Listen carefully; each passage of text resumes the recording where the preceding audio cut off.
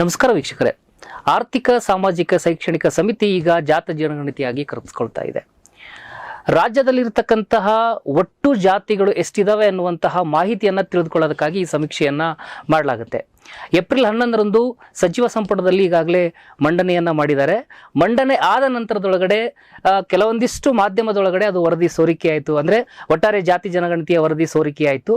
ಸೋರಿಕೆ ಆದಮೇಲೆ ಪರ ವಿರೋಧದ ಚರ್ಚೆಗಳು ಕೂಡ ಸಾಕಷ್ಟು ರಾಜ್ಯದೊಳಗಡೆ ಕೇಳಿ ಬಂದಿರತಕ್ಕಂಥದ್ದನ್ನ ಗಮನಿಸ್ತಾ ಇದ್ದೀವಿ. ಅಂದರೆ ಕಳೆದೊಂದು ವಾರದಿಂದ ಜಾತಿ ಜನಗಣತಿಯ ಸುತ್ತ ದೊಡ್ಡ ಪ್ರಮಾಣದ ಪರ ವಿರೋಧದ ಚರ್ಚೆಗಳು ಇದ್ದಿರುವಂಥದ್ದನ್ನು ನಾವಿಲ್ಲಿ ಪ್ರಮುಖವಾಗಿ ಗಮನಿಸಬಹುದು. ಯಾಕೆ ಈ ಚರ್ಚೆಗಳು ಇದ್ದಿದ್ದಾವೆ? ಆರ್ಥಿಕ ಸಾಮಾಜಿಕ ಶೈಕ್ಷಣಿಕ ಸಮೀಕ್ಷೆ ಅನ್ನುವಂಥದ್ದು ಯಾಕೆ ಜಾತಿ ಜನಗಣತಿ ಅಂತೇಳಿ ಕರೆಸ್ಕೊಳ್ಳೋಕೆ ಸಾಧ್ಯ ಆಯಿತು? ಜಾತಿ ಸಮೀಕ್ಷೆಯನ್ನ ಯಾಕೆ ಮಾಡ್ತಾರೆ? ಇದ್ರ ಹಿಂದಿರುವಂತಹ ಉದ್ದೇಶಗಳಾದರೂ ಏನು? ಯಾಕೆ ಆರ್ಥಿಕವಾಗಿ, ಶೈಕ್ಷಣಿಕವಾಗಿ, ಸಾಮಾಜಿಕವಾಗಿ ಜನ ಹಿಂದುಳಿದಿರ್ತಾ ಇದ್ದಾರೆ? ಇದಕ್ಕೆ ಕಾರಣ ಯಾರು? ಒಟ್ಟಾರೆ ಈ ಬೆಳವಣಿಗೆ ಕರ್ನಾಟಕ ರಾಜಕಾರಣದ ಮೇಲೆ ಯಾವ ಪರಿಣಾಮವನ್ನು ಬೀರಬಹುದು? ಎಲ್ಲ ವಿಚಾರಗಳನ್ನು ಕುರಿತೊಟ್ಟಿಗೆ ಚರ್ಚೆ ಮಾಡಲಿಕ್ಕಾಗಿ CPIM ಪಕ್ಷದ ರಾಜ್ಯ ಕಾರ್ಯದರ್ಶಿಯಾಗಿರುವಂತಹ ಡಾಕ್ಟರ್ ಕೆ ಪ್ರಕಾಶ್ ಅವರಿದ್ದಾರೆ. ಪ್ರಕಾಶ್ ಅವರೇ, ಕಾರ್ಯಕ್ರಮಕ್ಕೆ ಸ್ವಾಗತ. ನಮಸ್ಕಾರ ಸರ್, ನೀವು ಗಮನಿಸಿದಿರಿ, ಕಳೆದೊಂದು ವಾರದಿಂದ ಸಮೀಕ್ಷೆ ಜೋರಾಗಿ ಚರ್ಚೆ ಆಗ್ತಾ ಇದೆ. ಅಂದರೆ ಮಾಧ್ಯಮ ಮತ್ತು ಬೇರೆ ಬೇರೆ ಕಡೆಗಳಲ್ಲಿ ಜಾತಿ ಜನಗಣತಿಯ ವರದಿ ಸೋರಿಕೆ ಆದ ತಕ್ಷಣವೇ ಯಾವ ಜಾತಿಯವರು ಜಾಸ್ತಿ ಇದ್ದಾರೆ, ಯಾವ ಜಾತಿಯವರು ಕಡಿಮೆ ಇದ್ದಾರೆ, ಏನು ಎತ್ತು ಎನ್ನುವಂಥ ಚರ್ಚೆಗಳೆಲ್ಲವೂ ಕೂಡ ಕೇಳಿ ಬರ್ತಾ ಇರುವಂಥದ್ದು ಗಮನಿಸಿದ್ದೀವಿ. ಹಿಂದೆ ಇದನ್ನು ಆರ್ಥಿಕ ಸಾಮಾಜಿಕ ಶೈಕ್ಷಣಿಕ ಸಮೀಕ್ಷೆ ಅಂತೇಳಿ ಕರೆಯಲಾಗ್ತಾ ಇತ್ತು. ಯಾಕೆ ಅದು ಜಾತಿ ಜನಗಣತಿ ಅಂತ ಕರೆಸ್ಕೊಳ್ತು? ಏನು ಕಾರಣಗಳು ಅದಕ್ಕೆ ಅಂತ? ಈಗ ಮೊದಲನೇದಾಗಿ CPM ಪಕ್ಷವಾಗಿ ನಾವು ಇದನ್ನು ಈ ಗಣತಿ ಅಂತ ನಾವು ಸರಳವಾಗಿ ಹೇಳೋದಾದರೆ, ಈಗ ಸಾಮಾಜಿಕ, ಆರ್ಥಿಕ ಮತ್ತು ಶೈಕ್ಷಣಿಕ ಜನಗಣತಿ ಅನ್ನುವಂಥ ಲೆಕ್ಕಕ್ಕೆ ಏನಾಗಿದೆ, ಇದು ತಡವಾಗಿ ಅದನ್ನು ಇವತ್ತು ಚರ್ಚೆಗೆ ತಗೊಳ್ಳಾಗ್ತಿದೆ ಅನ್ನುವಂಥದ್ದನ್ನು ಮೊದಲನೇದಾಗಿ ನಾನು ಹೇಳಲಿಕ್ಕೆ ಬಯಸ್ತೇನೆ.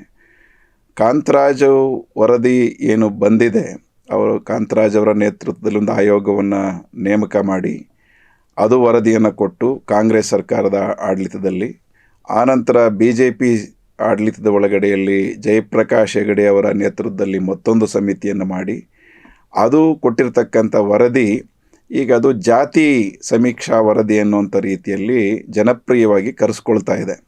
ಆದರೆ ಮೂಲತಃ ಈಗಾಗಲೇ ನೀವು ಹೇಳಿದಾಗೆ ಇದು ಸಾಮಾಜಿಕ, ಆರ್ಥಿಕ ಮತ್ತು ಶೈಕ್ಷಣಿಕ ಗಣತಿ ಅನ್ನುವಂಥದ್ದನ್ನು ನಾವು ಮೊದಲನೇದಾಗಿ ಗಮನದಲ್ಲಿಟ್ಕೋಬೇಕಾಗಿದೆ. ಹೀಗಾಗಿ ಇವತ್ತು ರಾಜಕೀಯ ಕಾರಣಗಳಿಗಾಗಿ, ಅತ್ಯಂತ ಸೀಮಿತ ಕಾರಣಗಳಿಗಾಗಿ ಅದನ್ನು ಜಾತಿ ಜನಗಣತಿ ಅನ್ನುವಂಥ ರೀತಿಯಲ್ಲಿ ಏನು ಬಿಂಬಿಸಲಾಗ್ತಾ ಇದೆ, ಆ ರೀತಿ ಅದನ್ನು ಕುಬ್ಜಗೊಳಿಸುವಂಥ ಪ್ರಯತ್ನ ಏನಿದೆ ಅದನ್ನು ಮಾಡಬಾರ್ದು ಅಂತೇಳಿ CPM ಪಕ್ಷ ಹೇಳೋದಕ್ಕೆ ಬಯಸುತ್ತೆ.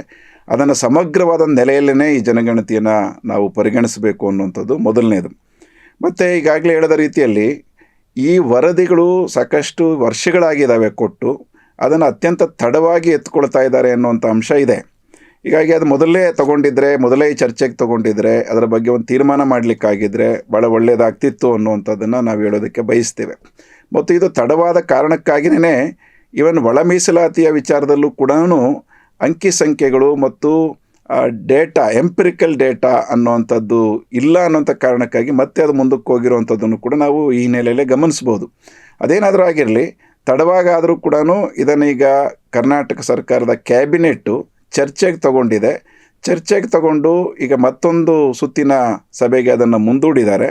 ನಾವು CPM ಪಕ್ಷವಾಗಿ ಬಯಸೋದೇನಂತಂದರೆ, ಈ ವರದಿಯನ್ನು ನೀವು ಸಮಗ್ರವಾಗಿ ಪರಿಶೀಲನೆಗೊಳಪಡಿಸಬೇಕು ಮತ್ತು ಅದು ಕೊಟ್ಟಿರ್ತಕ್ಕಂಥ ಅಂಕಿಅಂಶಗಳನ್ನು ವಿಶದವಾಗಿ ಪರಿಶೀಲನೆ ಮಾಡಿ ಒಂದು ಸೂಕ್ತವಾದಂಥ ಸರಿಯಾದಂಥ ನಿರ್ಧಾರವನ್ನು ತಗೋಬೇಕು. ಮತ್ತು ಅದರ ಆಧಾರದ ಒಳಗಡೆಯಲ್ಲಿ ಕರ್ನಾಟಕದ ಒಳಗಡೆಯಲ್ಲಿ ಹಿಂದುಳಿದ ಜಾತಿಗಳಲ್ಲಿರ್ತಕ್ಕಂಥ ಹಿಂದುಳಿದಿರುವಿಕೆ ಶೈಕ್ಷಣಿಕವಾಗಿ, ಆರ್ಥಿಕವಾಗಿ ಮತ್ತು ಸಾಮಾಜಿಕವಾಗಿ ಏನಿದೆ ಆ ಎಲ್ಲ ಅಂಶಗಳನ್ನು ಸರಿಪಡಿಸಲಿಕ್ಕೆ ಬೇಕಾಗಿರ್ತಕ್ಕಂಥ ಒಂದು ಪ್ರಯತ್ನವಾಗಿ ಈ ವರದಿಯ ಈ ಎಂಪಿರಿಕಲ್ ಡೇಟಾನ ಬಳಸಬೇಕು ಅಂತೇಳಿ CPM ಪಕ್ಷ ಒತ್ತಾಯ ಮಾಡ್ತದೆ. ಓಕೆ, ನೀವು ಕಾಂತರಾಜ್ ವರದಿಯನ್ನು ಪ್ರಸ್ತಾಪ ಮಾಡಿದ್ರಿ. ಅದನ್ನ ನಂತರದೊಳಗಡೆ ಆ ಪ್ರಶ್ನೆಯನ್ನು ಕೈಗೆತ್ಕೊಳ್ತೀನಿ. ಈಗ ಇದ್ದಿರುವಂಥ ಒಟ್ಟಾರೆ ಚರ್ಚೆಯನ್ನು ಗಮನಿಸಿದರೆ ಈ ಜಾತಿ ಜನಗಣತಿ ಯಾಕೆ ಬೇಕು ಎನ್ನುವಂಥ ಚರ್ಚೆಗಳು ಕೂಡ ಇನ್ನೊಂದು ಕಡೆ ಕೇಳಿ ಬರ್ತಾ ಇದ್ದಾವೆ. ಹಾಗಾಗಿ ಯಾಕೆ ಬೇಕು ಅಂತ ಇದು? ಈಗ ನಮ್ಮ ಸಮಾಜ ಹೇಳಿ ಕೇಳಿ ಅತ್ಯಂತ ಅಸಮಾನತೆಯ ಸಮಾಜ. ಇದು ಆರ್ಥಿಕವಾಗಿ ಎಷ್ಟು ಅಸಮಾನ ಸಮಾಜವೋ ಹಾಗೆಯೇ ಸಾಮಾಜಿಕವಾಗಿ ಕೂಡ ಅತ್ಯಂತ ಅಸಮಾನವಾದಂಥ ಸಮಾಜ. ಹಲವು ಶತಮಾನಗಳ ಕಾಲ ಈ ಅಸಮಾನತೆ ಮತ್ತು ತಾರತಮ್ಯಗಳನ್ನು ಅನುಭವಿಸ್ತಾ ಬಂದಿದೆ. ಅದರ ಪರಿಣಾಮವಾಗಿ ನಾವು ಪ್ರಜಾಸತ್ತೆಯನ್ನು ಸಂವಿಧಾನದ ಮುಖಾಂತರ ಕಂಡುಕೊಂಡ ಮೇಲೆ ಅದಕ್ಕೆ ನಾವು ಪರಿಶಿಷ್ಟ ಜಾತಿ ಪಂಗಡಗಳಿಗೆ ಮೀಸಲಾತಿ ಮುಖಾಂತರ ಒಂದು ಸಣ್ಣ ಪರಿಹಾರವನ್ನು ಕೊಟ್ಟುಕೊಳ್ಳೋ ಪ್ರಯತ್ನವನ್ನು ಮಾಡಿದ್ದೇವೆ. ಅದೇ ರೀತಿ ಒಳಗಡೆಯಲ್ಲಿ ಹಿಂದುಳಿದ ಜಾತಿಗಳಲ್ಲೂ ಇರತಕ್ಕಂಥ ಈ ಅಸಮಾನತೆಯ ಪ್ರಶ್ನೆ ಏನಿದೆ ಎಲ್ಲ ರಂಗಗಳಲ್ಲೂ ಕೂಡ ಅದನ್ನು ಸರಿಪಡಿಸಬೇಕು ಅನ್ನೋಂಥ ಕಾರಣಕ್ಕಾಗಿ ಇಂಥ ಒಂದು ಸಮೀಕ್ಷೆಗಳನ್ನು ನಡೆಸಬೇಕಂತ ಅಗತ್ಯಗಳಿದ್ದಾವೆ. ಈಗ ನಮ್ಮಲ್ಲಿ ಬಂದಂಥ ಅಸಲಿಗೆ ಸ್ವಾತಂತ್ರ್ಯ ಪೂರ್ವದಲ್ಲೇ ಬಂದಂಥ ಮೈಸೂರಿನಲ್ಲಿ ಮಿಲ್ಲರ್ ಕಮಿಟಿಯ ವರದಿ ಇರ್ಬೋದು, ಆನಂತರ ಬಂದಂಥ ಬೇರೆ ಬೇರೆ ಹಿಂದುಳಿದ ವರ್ಗಗಳ ಸಮಿತಿಗಳ ವರದಿಗಳು ಇರ್ಬೋದು, ಅವೆಲ್ಲವೂ ಕೂಡ ಇವುಗಳನ್ನೇ ಹೇಳ್ತಾ ಬಂದಿದ್ದಾವೆ. ಹಿಂದುಳಿದ ಜಾತಿಗಳಲ್ಲೂ ಕೂಡ ಸಾಕಷ್ಟು ಅಸಮಾನತೆಗಳಿದ್ದಾವೆ, ಏರ್ಪೇರುಗಳಿದ್ದಾವೆ ಅನ್ನುವಂಥದ್ದು. ಇದನ್ನು ಕಂಡುಕೊಳ್ಳೋದಕ್ಕೆ ಸಾಧ್ಯ ಆಗಬೇಕು ಅನ್ನುವಂಥದ್ದು. ಕಂಡುಕೊಂಡು ಅಂಥ ಪ್ರಶ್ನೆಗಳು ಎಲ್ಲೆಲ್ಲಿ ಹಿಂದುಳಿದಿರುವಿಕೆ ಇದೆ ಅನ್ನುವಂಥದ್ದನ್ನು ಕಂಡುಕೊಂಡ ಮೇಲೆ ಅವುಗಳಿಗೆ ಪರಿಹಾರಕ್ಕೆ ಸಂಬಂಧಪಟ್ಟಂತೆ ಬೇಕಾದಂಥ ಕಾನೂನಿನ ಕ್ರಮಗಳನ್ನು ಮತ್ತು ಆಡಳಿತಾತ್ಮಕವಾದಂಥ ಕ್ರಮಗಳನ್ನ ತಗೊಳ್ಳಿಕ್ಕೆ ಸಾಧ್ಯ ಆಗುತ್ತೆ ಅನ್ನುವಂಥ ನಂಬಿಕೆ ಮೇಲೆ ಇಂಥ ಪ್ರಯತ್ನಗಳು ನಡೀತಾ ಬಂದಿದ್ದಾವೆ ಮತ್ತು ನಡೀಬೇಕು ಕೂಡ. ಸೊ ಈ ಹಿನ್ನೆಲೆ ಒಳಗಡೆಯಲ್ಲಿ ನಾವಿಲ್ಲಿ ಗಮನಿಸುವಂಥದ್ದು, ಹಿಂದುಳಿದ ಜಾತಿಗಳಲ್ಲಿ ಭಾಳ ದೊಡ್ಡ ಪ್ರಮಾಣದ ಏರ್ಪೇರಿದೆ ಅನ್ನುವಂಥದ್ದನ್ನು ನಾವು ಹೇಗೆ ಗುರುತಿಸ್ತಾ ಇದ್ದೀವೋ, ಸಾಮಾನ್ಯವಾಗಿ ನಾವು ಹೇಳ್ತಾ ಇದ್ದೇವೆ ಅದು ಭಾಳ ತಾರತಮ್ಯಗಳಿದ್ದಾವೆ ಅಂಥೇಳಿ. ಅದಕ್ಕೊಂದು ನಿರ್ದಿಷ್ಟ ಗಣತಿ ಆದರೆ ಅವಾಗ ನಿರ್ದಿಷ್ಟವಾಗಿ ಕ್ರಮಗಳನ್ನ ತಗೊಳ್ಳೋದ್ರ ಮುಖಾಂತರವಾಗಿ ಅದನ್ನು ಸರಿಪಡಿಸಲಿಕ್ಕೆ ಪ್ರಯತ್ನಗಳು ಮಾಡ್ಬೋದು ಅನ್ನುವಂಥದ್ದು ಒಂದು. ಇದರೊಳಗಡೆಯಲ್ಲಿ ಈ ಜಾತಿ ಜನಗಣತಿ ಅನ್ನೋದು ಪ್ರತ್ಯೇಕವಾದಂಥ ಅಂಶ ಅಲ್ಲ ಅಂತ ನಾನು ಈಗಾಗಲೇ ಹೇಳಿದಂತೆ, ಕರ್ನಾಟಕದಲ್ಲಿರ್ತಕ್ಕಂಥ ವಿವಿಧ ಸಮುದಾಯಗಳ ಜಾತಿ ವಿಭಾಗಗಳ ನಡುವೆ ಶೈಕ್ಷಣಿಕವಾದಂಥ ಅಸಮಾನತೆಗಳಿದ್ದಾವೆ, ಆರ್ಥಿಕವಾದಂಥ ಅಸಮಾನತೆಗಳಿದ್ದಾವೆ. ಈ ಆರ್ಥಿಕ ಅಸಮಾನತೆಗಳು ಅನ್ನೋಂಥ ಪ್ರಶ್ನೆ ಬಂದಾಗ ಸಾಮಾನ್ಯವಾಗಿ ನಾವು ಉದ್ಯೋಗದ ಒಳಗಡೆಯಲ್ಲಿ ಇರತಕ್ಕಂಥ ಏರುಪೇರುಗಳು ತಾರತಮ್ಯಗಳೇನಿದ್ದಾವೆ ಅನ್ನುವಂಥದ್ದು ಮತ್ತು ಅವ್ರ ಮನೆಗಳಲ್ಲಿ ಹೇಗಿದೆ ಅನ್ನುವಂಥ ಈ ಕೆಲವು ಅಂಶಗಳನ್ನು ನಾವು ಪರಿಗಣಿಸ್ತಾ ಇರ್ತೀವಿ. ಆದರೆ ಅದಕ್ಕಿಂತಲೂ ಮುಖ್ಯವಾಗಿ ನೋಡಬೇಕು ಇದರೊಳಗಡೆಯಲ್ಲಿ ಟರ್ಮ್ಸ್ ಆಫ್ ರೆಫರೆನ್ಸ್ ಯಾವ ರೀತಿ ಇತ್ತು ಈ ಹಿಂದುಳಿದ ವರ್ಗಗಳ ಆಯೋಗದ ಈ ಸಮೀಕ್ಷೆಗೆ. ಅಲ್ಲಿ ಕೇವಲ ಮನೆಗಳಲ್ಲಿ ಪಕ್ಕ ಮನೆ ಇತ್ತು, ಅಥವಾ ಮನೆಗಳಲ್ಲಿ ವಾಹನ ಇತ್ತು, ಅಥವಾ ಮನೆಗಳಲ್ಲಿದ್ದಂಥ ಸರಕುಗಳು ಸರಂಜಾಮುಗಳೇನು, ಅಂದರೆ ಕನ್ಸ್ಯೂಮರ್ ಡ್ಯೂರೇಬಲ್ಸ್ ಅಂತ ಏನು ಹೇಳ್ತೀವಿ, ಈ ಥರದ ಪ್ರಶ್ನೆಗಳ ಮೇಲೆ ಸಮೀಕ್ಷೆಗಳಾಗಿದೆಯೋ ಅಷ್ಟಕ್ಕೆ ಸೀಮಿತ ಆಗಿದೆಯೋ, ಅಥವಾ ವಿವಿಧ ಜಾತಿಗಳ ಒಳಗಡೆಯಲ್ಲಿರ್ತಕ್ಕಂಥ ಭೂಮಿ ಹಂಚಿಕೆಯ ಪ್ರಶ್ನೆಯನ್ನು ಕೂಡ ಇದನ್ನು ಪರಿಗಣಿಸಿದೆಯೋ ಅನ್ನುವಂಥ ಅಂಶಗಳೆಲ್ಲ ಕೂಡ ಇನ್ನೂ ಹೊರಗಡೆ ಬರಬೇಕಾಗಿದೆ. ಯಾಕೆಂದರೆ ಪೂರ್ಣ ವರದಿ ಹೊರಗಡೆಗೆ ಬಿಡುಗಡೆ ಆಗಿಲ್ಲ. ಆ ಕಾರಣಕ್ಕಾಗಿ ಅದರೊಳಗಡೆಯಲ್ಲಿ ಸಮಗ್ರವಾದಂಥ ಅಂಶಗಳು ಏನೇನೆಲ್ಲ ಇದ್ದಾವೆ ಅನ್ನುವಂಥದ್ದನ್ನು ಅದು ಬಂದ ಮೇಲೆ ಅಷ್ಟೇ ಎಲ್ಲರೂ ಕೂಡ ಸರಿಯಾಗಿ ಅರ್ಥೈಸ್ಕೊಂಡು ಅದರ ಬಗ್ಗೆ ನಾವು ಹೇಳಿಕೆಗಳನ್ನ ಅಥವಾ ನಿಲುವುಗಳನ್ನ ತೊಗೊಳ್ಲಿಕ್ಕೆ ಆಗ್ತದೆ. ಆದರೆ ಮೂಲಭೂತವಾದ ಪ್ರಶ್ನೆ ನಾವು ಬಯಸೋದೇನಂತಂದರೆ, ಆರ್ಥಿಕ ಅಸಮಾನತೆಯ ಪ್ರಶ್ನೆ ಒಳಗಡೆಯಲ್ಲಿ ಪ್ರಧಾನವಾಗಿ ಭೂಮಿ ಮತ್ತು ಆಸ್ತಿಯ ಹಂಚಿಕೆಗಳು ಯಾವ ಪ್ರಮಾಣದಲ್ಲಿದ್ದಾವೆ, ವಿವಿಧ ಜಾತಿಗಳ ನಡುವೆ ಹೇಗಿದ್ದಾವೆ ಅನ್ನುವಂಥದ್ದನ್ನು ಕಂಡುಕೊಳ್ಳೋದು ಕೂಡ ಆರ್ಥಿಕವಾಗಿರ್ತಕ್ಕಂಥ ಏರುಪೇರುಗಳನ್ನು ಅಸಮಾನತೆಗಳನ್ನ ಸರಿಪಡಿಸ್ಲಿಕ್ಕಿರ್ತಕ್ಕಂಥ ಒಂದು ಮಾನದಂಡ ಆಗ್ತದೆ. ಯಾಕದು ಭಾಳ ಮುಖ್ಯ ಅಂತ ನಾನು ಈ ಸಂದರ್ಭದಲ್ಲಿ ಹೇಳಕ್ಕೆ ಬಯಸ್ತೀನಿ ಅಂತಂದರೆ, ಸ್ವಾತಂತ್ರ್ಯ ನಂತರದ ಒಳಗಡೆಯಲ್ಲಿ ಜಮೀನ್ದಾರಿ ಪದ್ಧತಿ ಕರ್ನಾಟಕ ರಾಜ್ಯದಲ್ಲಿ ಭಾಳ ವ್ಯಾಪಕವಾಗಿದ್ದಂಥದ್ದು. ಅದು ಬೇರೆ ಬೇರೆ ರೂಪಗಳಲ್ಲಿತ್ತು ಕರ್ನಾಟಕದಲ್ಲಿ. ಅದರ ವಿರುದ್ಧ ದೊಡ್ಡ ಚಳುವಳಿಗಳು ನಡೀತು. ಅದರ ಪರಿಣಾಮವಾಗಿ 74ರಲ್ಲಿ ಭೂ ಸುಧಾರಣಾ ಕಾಯ್ದೆ ಅಂತೇಳಿ ಬಂತು, ಉಳುವವನಿಗೆ ಒಡೆಯ ಅನ್ನುವಂಥ ಪ್ರಶ್ನೆ ಬಂತು. ಅದರ ಪರಿಣಾಮವಾಗಿ ಸಾಕಷ್ಟು ಕಡೆಗಳಲ್ಲಿ ಭೂಮಿ ಹಂಚಿಕೆಯ ಇದು ಕೂಡ ನಡೀತು. ಹಿಂದುಳಿದ ಜಾತಿಗಳಿಗೂ ಸೇರಿದಂತೆ ಆ ಭೂಮಿಯಲ್ಲಿ ಪಾಲು ದಕ್ಕಿದ್ರಿಂದಾಗಿ ಸ್ವಲ್ಪ ಪ್ರಮಾಣದ ಅಭಿವೃದ್ಧಿಗೆ ಸಹಾಯ ಆಗಿದೆ. ಆದರೆ 91ರ ದಶಕದ ನಂತರದ ಒಳಗಡೆಯಲ್ಲಿ ಮುಖ್ಯವಾಗಿ ಉದಾರೀಕರಣ, ಈ ಖಾಸಗೀಕರಣದ ಪ್ರಶ್ನೆಗಳು ಪ್ರಾಧಾನ್ಯತೆಯನ್ನು ಪಡ್ಕೊಳ್ಳೋಕೆ ಶುರು ಮಾಡಿದ ಮೇಲೆ ಕರ್ನಾಟಕದ ಒಳಗಡೆಯಲ್ಲಿ ರಿವರ್ಸ್ ಇವುಗಳು ಭೂ ಸುಧಾರಣೆಯ ಪ್ರಕ್ರಿಯೆಗಳು ಸಂಭವಿಸ್ತಾ ಇರೋದನ್ನು ಗಮನಿಸ್ಬೋದು. ಈಗಂತೂ ಹಿಂದೆ ಇದ್ದಂಥ BJP ಸರ್ಕಾರ ಇರ್ಬೋದು, ಈಗಿರ್ತಕ್ಕಂಥ ಸಿದ್ದರಾಮಯ್ಯವ್ರ ಸರ್ಕಾರವೂ ಸೇರಿದಂತೆ ಭೂ ಸುಧಾರಣಾ ನೀತಿಗಳನ್ನು ಸಂಪೂರ್ಣವಾಗಿ ತ್ಯಜಿಸಿದ್ದಾರೆ. ಅದಕ್ಕೆ ವಿರುದ್ಧವಾದಂಥ ಕಾನೂನುಗಳನ್ನೇ ಮಾಡಿದ್ದಾರೆ. ಹಾಗಾಗಿ ನೀವು ಆರ್ಥಿಕ ಅಸಮಾನತೆ ಹಿಂದುಳಿದ ಜಾತಿಗಳಲ್ಲಿ ಪರಿಗಣನೆಗೆ ತಗೊಳ್ಳುವಾಗ ಭೂಮಿ ಕಳ್ಕೊಳ್ತಾ ಇರತಕ್ಕಂಥ ಪ್ರಕ್ರಿಯೆ ಹಿಂದುಳಿದ ಜಾತಿಗಳಲ್ಲಿ ವ್ಯಾಪಕವಾಗಿ ಸಂಭವಿಸ್ತಾ ಇದೆ. ಅದರಲ್ಲೂ ಅತ್ಯಂತ ಹಿಂದುಳಿದಂಥ ಜಾತಿಗಳ ಒಳಗಡೆಯಲ್ಲಿ ತೀವ್ರವಾಗಿ ಸಂಭವಿಸ್ತಾ ಇದೆ.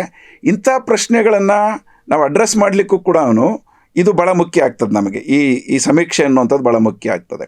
ಹಾಗೆಯೇ ಸಾಮಾಜಿಕವಾದಂಥ ಹಿಂದುಳಿದುವಿಕೆ ಪ್ರಶ್ನೆ ಬಂದಾಗ ಅದರ ಒಳಗಡೆಯಲ್ಲಿ ಇವು ಕೂಡ ಮುಖ್ಯ ಆಗ್ತವೆ. ಬೇರೆ ಬೇರೆ ಉದ್ಯೋಗಗಳಲ್ಲಿ, ಆಸ್ತಿಗಳಲ್ಲಿ, ಭೂಮಿಯ ವಿಚಾರಗಳಲ್ಲಿ, ಶಿಕ್ಷಣದ ವಿಚಾರಗಳಲ್ಲಿ, ಆರೋಗ್ಯದ ವಿಚಾರಗಳಲ್ಲಿ ಹೇಗೆ ಒಂದೊಂದು ಜಾತಿಯ ಪರಿಸ್ಥಿತಿ ಇದೆ ಅನ್ನುವಂಥದ್ದು ಮತ್ತು ಈ ರೀತಿಯಾದಂಥ ಸಾಂಸ್ಕೃತಿಕವಾಗಿ, ಶೈಕ್ಷಣಿಕವಾಗಿ, ಸಾಮಾಜಿಕವಾಗಿ ಹಿಂದುಳಿದಿರುವಿಕೆಗೆ ಈ ಆಸ್ತಿ ಮತ್ತು ಆರ್ಥಿಕ ಸಂಬಂಧಗಳು ಹೇಗೆ ಕಾರಣ ಆಗಿದ್ದಾವೆ ಅನ್ನೋದನ್ನು ಕೂಡ ನಿರೂಪಿಸೋದಕ್ಕೆ ಇದು ಸಹಾಯ ಆಗ್ತದೆ.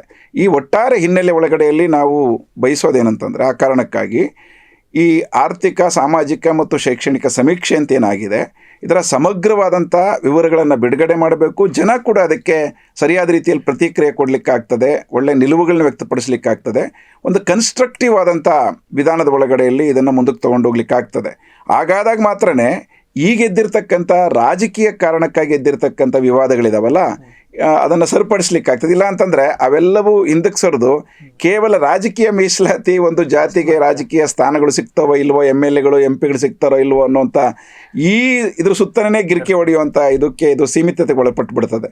ಹಾಗಾಗಿ CPM ಹೇಳುವಂಥದ್ದು ಕೇವಲ ಅದೊಂದೇ ಪ್ರಶ್ನೆ ಅಲ್ಲ, ಇದರಲ್ಲಿರ್ತಕ್ಕಂಥದ್ದು ಸಮಗ್ರವಾದಂಥ ಹಿಂದುಳಿದ ಜಾತಿಗಳ ಅಭಿವೃದ್ಧಿಗೆ ಸಂಬಂಧಪಟ್ಟಂಥ ಕಾರ್ಯಕ್ರಮಗಳನ್ನು ರೂಪಿಸಲಿಕ್ಕೆ ಈ ಸಮೀಕ್ಷೆಗಳು ಸಹಾಯಕ್ಕೆ ಬರ್ತವೆ. ಆ ದೃಷ್ಟಿಯಲ್ಲಿ ಇದನ್ನು ನಾವು ವಿಶ್ಲೇಷಣೆ ಮಾಡಬೇಕು ಅಂತೇಳಿ ನಾವು ಬಯಸ್ತೇವೆ. ಈಗ ಕಾಂತರಾಜ್ ವರದಿಯವರು ಕೊಟ್ಟು ವರ್ಷಗಳೇ ಕಳೆದಿದ್ದಾವೆ, ಆ ವರದಿಯನ್ನು ಇನ್ನೂ ಕೂಡ ಜಾರಿ ಮಾಡ್ತಾ ಇಲ್ಲ. ಇಲ್ಲಿ ನಾವೊಂದು ನೆನ್ಪು ಮಾಡ್ಕೋಬೇಕು, ಸಂಸತ್ನೊಳಗಡೆ EWSನ ಮಂಡನೆ ಮಾಡ್ತಾರೆ. ಅಂದರೆ ಬ್ರಾಹ್ಮಣರು ಮತ್ತು ವೈಶ್ಯರಿಗೆ 10% ರಿಸರ್ವೇಷನನ್ನು ಕೊಡೋಣ ಅನ್ನುವಂಥ ರೀತಿ ಒಳಗಡೆ. ಆದರೆ ಅದು ಬೇಗ ಜಾರಿ ಆಗುತ್ತೆ, ಬಟ್ ಕಾಂತರಾಜ್ ಅವರ ವರದಿಗೆ ವಿಳಂಬ ಆಗುತ್ತೆ. ಏನು ತೋರಿಸ್ಕೊಡುತ್ತೆ ಅಂತ ಇದು? ಅಲ್ಲ, ಅದು ಭಾಳ ಸ್ಪಷ್ಟವಾಗಿ BJPಯವರ ಧೋರಣೆ ಏನಿದೆ, ಪರ್ಟಿಕ್ಯುಲರ್ ಆಗಿ ಇಂಥ ವಿಚಾರಗಳಲ್ಲಿ ಅದು ಮೊದಲಿಂದ ಕೂಡ ಅದು ಸ್ಥಾಪಿತವಾದಂಥ ಕಣ್ಣೋಟ ಅವ್ರಿಗಿದೆ. ಅವರು ಮೇಲ್ಜಾತಿಗಳ ಪರವಾದಂಥ, ಮೇಲ್ವರ್ಗಗಳ ಪರವಾದಂಥ ಹಿತಾಸಕ್ತಿಯನ್ನೇ BJPಯಾಗಿ ಮತ್ತು BJPಯ ಮಾತೃ ಸಂಸ್ಥೆಯಾದಂಥ RSSನ ಚಿಂತನೆಯಾಗಿ ಕೂಡ ಅದು ಮೊದಲಿಂದ ಇರತಕ್ಕಂಥ ಕಣ್ಣೋಟವೇನೆ. ಹೀಗಾಗಿನೇ ಯಾವ ಸಮೀಕ್ಷೆ ಮಾಡದೇ ಇದ್ದರೂ ಕೂಡ EWS ಜಾರಿಯಾಗಿಬಿಡ್ತದೆ. ಈಗ ಇವರು ಇಲ್ಲಿ ಕಾಂತರಾಜ್ ವರದಿ, ಜಯಪ್ರಕಾಶ್ ಹೆಗಡೆ ಅವರು ಕೊಟ್ಟಿರ್ತಕ್ಕಂಥ ವರದಿ ವಿಚಾರದಲ್ಲಿ ಸಮೀಕ್ಷೆಗಳು ಅವೈಜ್ಞಾನಿಕ ಅಂತೇಳಿ ಏನು ಮಾತಾಡ್ತಾ ಇದ್ದಾರೆ. ಅವೈಜ್ಞಾನಿಕವಾಗಿ ಸ್ವಲ್ಪ ಅಂಶಗಳು ಇರ್ಬೋದು, ಅದು ಗೊತ್ತಿಲ್ಲ ನಮಗೆ.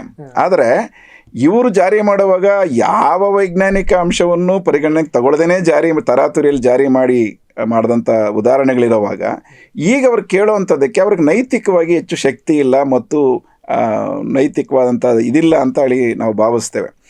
ಹಾಗೆ ನಿಜವಾಗೂ ಈ ವರದಿ ಒಳಗಡೆಯಲ್ಲಿ, ಕಾಂತರಾಜ್ ವರದಿ ಮತ್ತು ನಂತರದ ಜಯಪ್ರಕಾಶ್ ಹೆಗಡೆ ವರದಿ ಒಳಗಡೆಯಲ್ಲಿ ನಿಜಕ್ಕೂ ಸಮಸ್ಯೆಗಳಿದ್ದಾವೆ ಅನ್ನೋಂಥದ್ದಾದರೆ, ಒಪ್ಪಲಿಕ್ಕೆ ಆಗಲಾರ್ದಂಥ ಕೆಲವು ಏನಾದರೂ ವಿಧಾನಗಳು ಅವರು ಅನುಸರಿಸಿದ್ದಾರೆ, ಅದರಲ್ಲಿ ಸಮಸ್ಯೆಗಳಿದ್ದಾವೆ ಅಂತಂದರೆ ಚರ್ಚೆ ಮಾಡ್ಬೋದು. ಸರ್ಕಾರ ಕ್ಯಾಬಿನೆಟಲ್ಲಿ ಚರ್ಚೆ ಮಾಡಿ ಅದರ ಅಂಶಗಳಿದ್ರೆ ಅವರು ಹೊರಗಡೆ ತೊಗೊಂಡು ಬರಲಿ.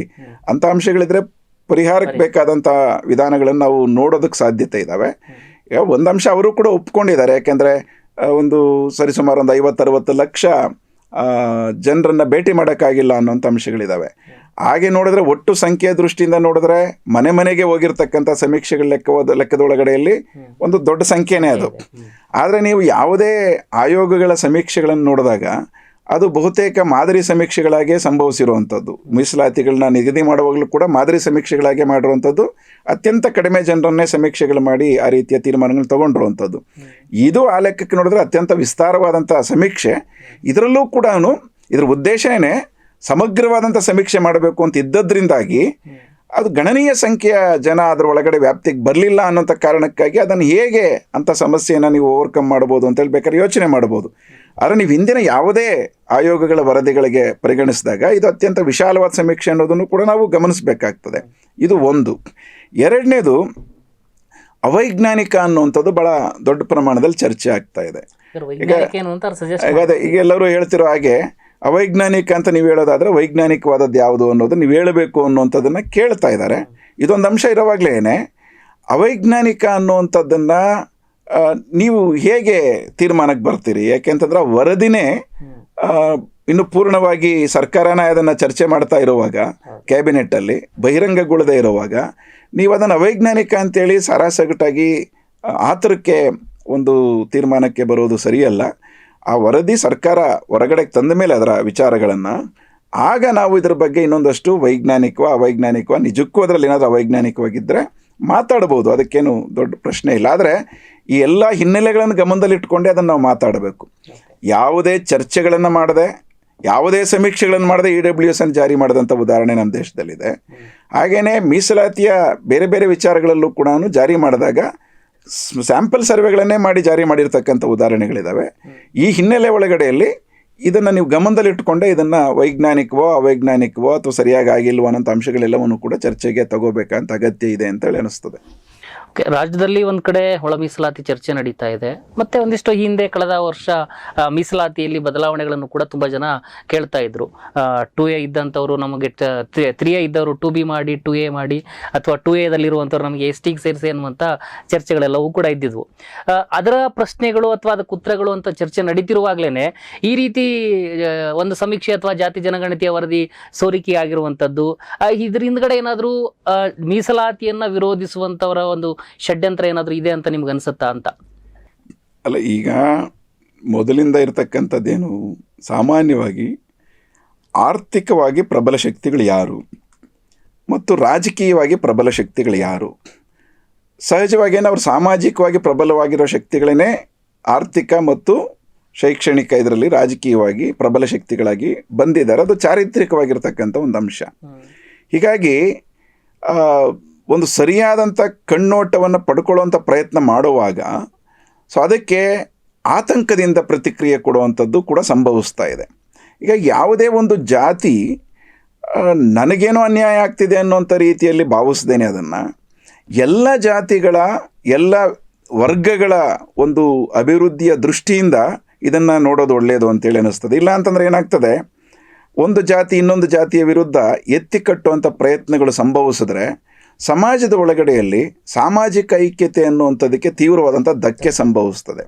ಆ ಹಿನ್ನೆಲೆ ಒಳಗಡೆಯಲ್ಲಿ ಇದನ್ನು ಹಿಂದುಳಿದಿರ್ತಕ್ಕಂಥ ಜಾತಿಗಳು ವರ್ಗಗಳು ಯಾವುದಿದ್ದಾವೆ ಅವುಗಳಿಗೆ ಅಭಿವೃದ್ಧಿಯನ್ನು ಪಡಿಸಲಿಕ್ಕೆ ಬೇಕಾಗಿರ್ತಕ್ಕಂಥ ಕ್ರಮಗಳನ್ನ ತಗೊಳ್ಳಿಕ್ಕೆ ಸಕಾರಾತ್ಮಕವಾದಂಥ ಒಂದು ಚರ್ಚೆಯ ನಿಲುವುಗಳನ್ನೇ ಪ್ರಬಲ ಜಾತಿಗಳು ತಗೋಬೇಕು ಮತ್ತು ರಾಜಕೀಯ ಪಕ್ಷಗಳು ತಗೋಬೇಕು ಅಂತೇಳಿ ನಾವು ಬಯಸ್ತೇವೆ. ಅದರಲ್ಲಿ ಸಮಸ್ಯೆಗಳಿದ್ರೆ ಚರ್ಚೆ ಮಾಡಿ, ಆದರೆ ಅದನ್ನು ಜಾತಿಗಳ ವಿರುದ್ಧ ಎತ್ತಿಕಟ್ಟುವಂಥ ರೀತಿಯ ಪ್ರಯತ್ನವಾಗಿ ಸಂಭವಿಸಬಾರ್ದು. ಹೀಗಾಗಿ ಮೀಸಲಾತಿಯ ಪ್ರಶ್ನೆ ಬಂದಾಗ ಕೆಲವು ಸಮಸ್ಯೆಗಳಿದ್ದಾವೆ ಇದರೊಳಗಡೆಯಲ್ಲಿ. ಮೀಸಲಾತಿ ಅನ್ನುವಂಥದ್ದು ಕಾನ್ಸ್ಟಿಟ್ಯೂಷನಲಿ ನಮಗೆ ಪರಿಶಿಷ್ಟ ಜಾತಿ ಮತ್ತು ಪರಿಶಿಷ್ಟ ವರ್ಗಗಳಿಗೆ ಆರಂಭದಿಂದಲೂ ಇದ್ದಾವೆ. ನಂತರದಲ್ಲಿ ನಾವು ಹಿಂದುಳಿದ ಜಾತಿಗಳಿಗೆ ಮೀಸಲಾತಿಯನ್ನು ಕಂಡುಕೊಂಡಿದ್ದೇವೆ. ಈ ಮೀಸಲಾತಿ ಈಗ ಜಯಪ್ರಕಾಶ್ ಹೆಗಡೆ ಅವರು ಕೊಟ್ಟಿರ್ತಕ್ಕಂಥ ಶಿಫಾರಸಲ್ಲಿ ಮೀಸಲಾತಿಯ ಪ್ರಮಾಣವನ್ನು 80ಕ್ಕಿಂತಲೂ ಹೆಚ್ಚು ಅವರು ಪ್ರತಿಪಾದನೆ ಮಾಡಿದ್ದಾರೆ. ಇದು ದೊಡ್ಡ ಚರ್ಚೆಗೆ ಒಳಪಡ್ತಾ ಇದೆ. ಇದು ಸಾಧ್ಯತೆಗಳಿದಾವ?